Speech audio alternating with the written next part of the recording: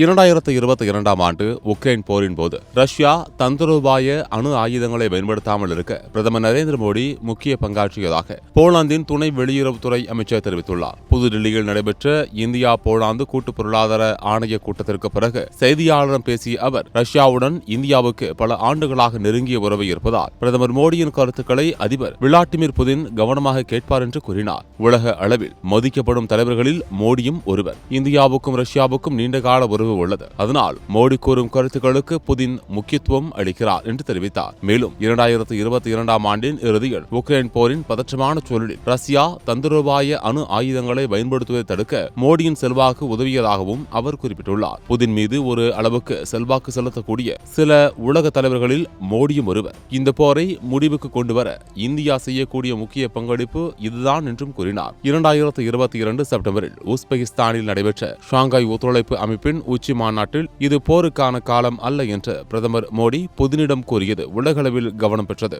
ரஷ்யாவுக்கு எதிராக மேற்கத்திய நாடுகளின் பொருளாதார தடைகளில் இந்தியா இணையவில்லை. அதே நேரத்தில் போரை முடிவுக்கு கொண்டுவர பேச்சுவார்த்தை மற்றும் அமைதியான தீர்வை தொடர்ந்து வலியுறுத்தி வருகிறது. பிரதமர் மோடி ரஷ்ய அதிபர் புதின் மற்றும் உக்ரைன் அதிபர் ஜெலன்ஸ்கி ஆகிய இருவருடனும் தொடர்ந்து பேச்சுவார்த்தை நடத்தி வருகிறார். 2024இல் கீவ் நகருக்கும் அவர் பயணம் செய்திருக்கிறார். அமெரிக்கா மற்றும் ஐரோப்பிய நாடுகள் அழுத்தம் கொடுத்த போதும் இந்தியா தள்ளுபடி விலையில் ரஷ்ய கச்சா எண்ணெயை வாங்குவதை தொடர்ந்து வருகிறது. இது நாட்டின் எரிசக்தி பாதுகாப்பு மற்றும் தேசிய நலனுக்காக மேற்கொள்ளப்படும் நடவடிக்கை என்று இந்தியா விளக்கி வருகிறது. இதற்கிடையில் கடந்த மாதம் ரஷ்ய அதிபர் புதின் இந்தியாவை சிறந்த நாடு என்று பாராட்டியதுடன் இந்தியாவின் சுயாதீன வெளியுறவு கொள்கையையும் வரவேற்றார். ஈரான் தொடர்பான பிரச்சனையிலும் இந்தியாவின் அணுகுமுறையை போலாந்து அமைச்சர் பாராட்டினார். பதற்றத்தை அதிகரிக்காமல் பேச்சுவார்த்தை மூலம் தீர்வு காண வேண்டும் என்ற இந்தியாவின் நிலைப்பாடு சரியானது என்று அவர் கூறினார். இந்தியாவைப் போல போலந்தும் ஈரானுடன் தொடர்புகளை தொடர்ந்து பேணி வருகிறது. பிரச்சனைகளுக்கு ராஜதந்திர வழியே தீர்வு காண வேண்டும் என்பதே எங்களின் நிலைப்பாடு. மோடி செய்வது போல நாங்களும் அமைதியான தீர்வை வலியுறுத்துகிறோம் என்றார்.